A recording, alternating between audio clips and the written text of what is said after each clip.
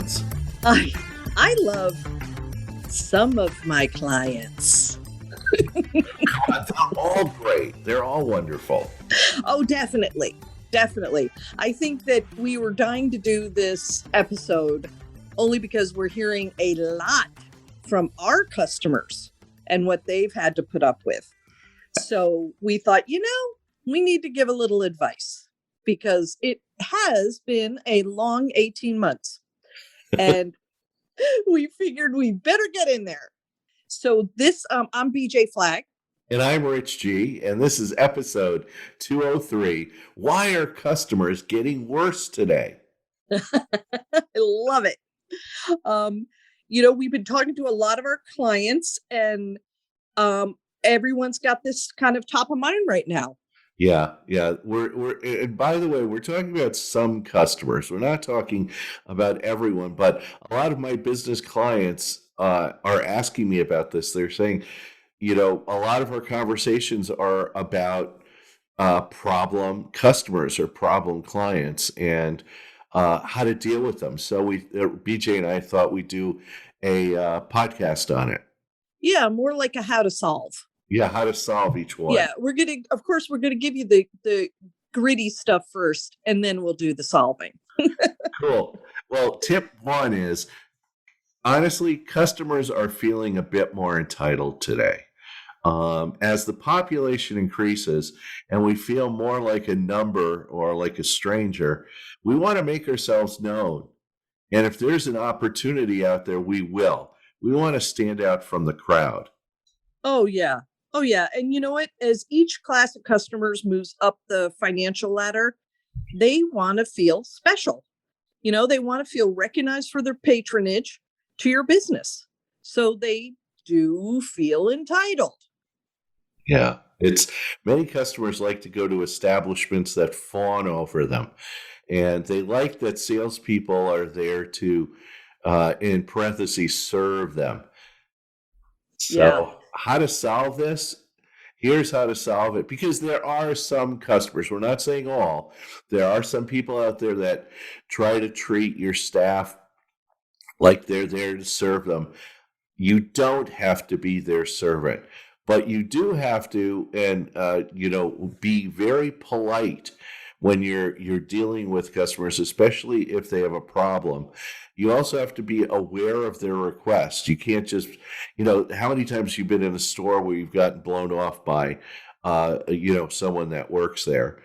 You also have to be very willing to help them solve their problem and show concern about their issue. How many times have you walked into a store and stuff and you're treated the exact opposite of what you expect to be treated like in a restaurant or something?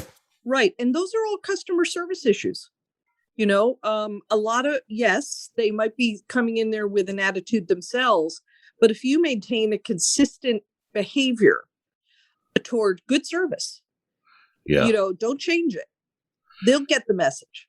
They'll get the message loud and clear. Tip number 2 is about the customers being so much better informed today. We have a whole set of people who have had Google most of their business career, and they consider themselves educated consumers.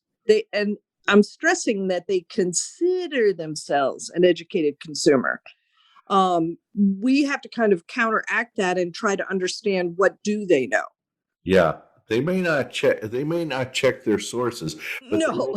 they might come armed with information, and this is when you need to be a good listener and better understand.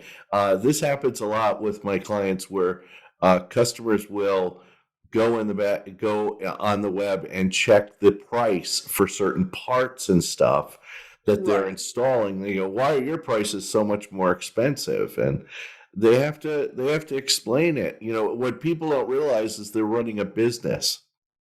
Oh, for sure. And you know what? And they're going to be more on the defensive, waiting to pounce on a response. What you need to do is just pause. Let them have their say. This will give you a little time to kind of prep your response and rephrase your response as to what it might have been. This is fine. Just patience is key.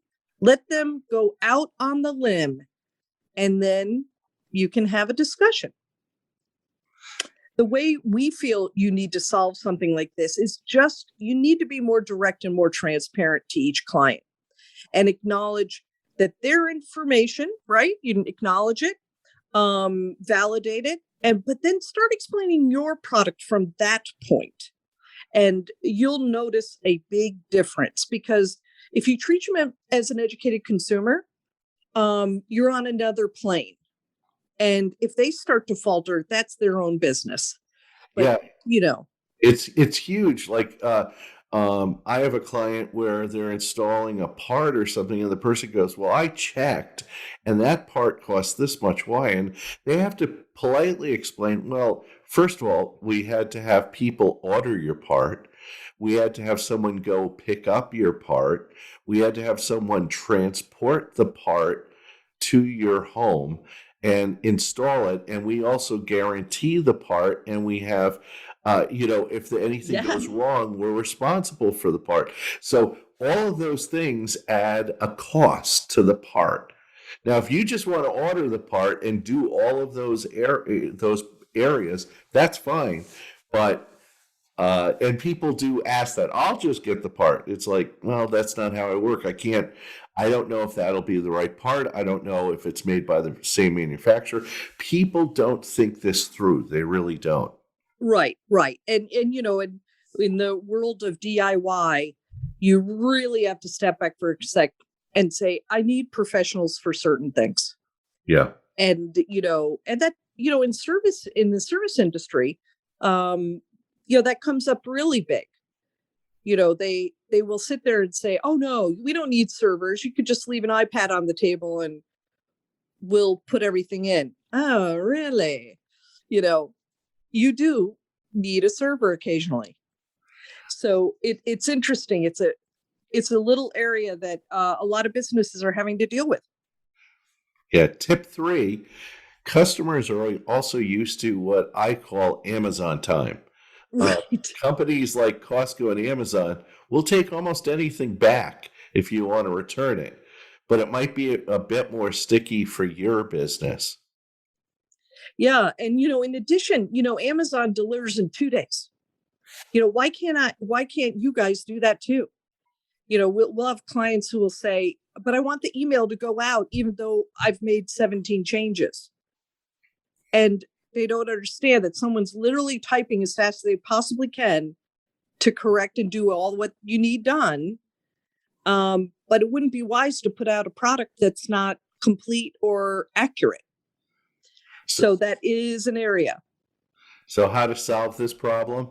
Show them that your business might be a little bit different, that your product lines are more specific and valuable, and have very specific return policies that are stated up front. Especially if you have a service business, no refunds is a common contract item. Yeah. If you are buttoned up, you don't have anything to worry about. Tip number 4, the pandemic has hit us all and we are more anxious. That's the long and short of it. You're not the only one. Mental health has definitely affected everyone in this pandemic. Oh my goodness. So you're going to see people who are going to be reacting differently than they used to. Yeah, they've been as just as cooped up as you have. They may be short, and they definitely want to see all the answers they are seeking on your website, and will be slower to establish a trust relationship with you. Oh yeah. And really, how to solve it? Patience, keeping your mouth shut and your ears open. That helps. That definitely helps. But if a conversation does get out of hand, shut it down right away. I Yes. mean, right away. Don't tolerate any bad behavior. And when I think about it, I think a lot of people react can react poorly. Don't just shut it down and say, let's talk another time when you're feeling better. Yeah, you might have that irrational customer that just is out of control. And that if you have a service or retail establishment, you probably want to run into one of those every day. if you have a lot of traffic, and you just have to deal with it. I was in retail for many years out of college, and you just had to smile and see if you could solve their problem. But if they start getting irrational or start yelling or anything, you need to shut them down as quickly as possible. Right. De-escalation. It's the only way. We have a great resource today. It's by Ali Cudby, and it's Keep Your Customers: How to Stop Customer Turnover, Improve Retention, and Get Lucrative Long-Term Loyalty. And you will love this book. When you're thinking about getting that long-term, lucrative, loyal customer, you really want to have a great relationship with them. This book has a lot of great ideas. Yeah, it shares a fresh perspective on the old problem of customer relations, and it gives you some very practical strategies and actionable tactics to bring loyalty marketing to life for your small business. And I think that this is great for, the people who own the business. You want to get it, you want to grow it a certain way, but you don't want to just be in this endless grind of new customer acquisition. This book will go through a lot of what you need to do, strategies, tactics to really boost that long-term customer value. So good book. And that's it. Our sponsor today is Rich G. Are you having issues finding and keeping your customers? Do you want to talk to an expert on client acquisition and retention? You need to chat with Rich G. One complimentary session will show you that Rich is the real deal.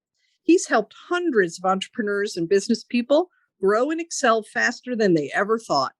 Go to richg.com. That's RICHGEE.com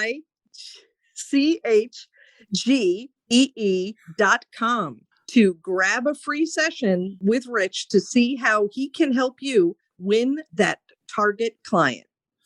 And our other sponsor is BJ Flagg from New Renew Brand Marketing. If you need someone to look at your brand and give it a refresh, you need to call New Renew Brand Marketing.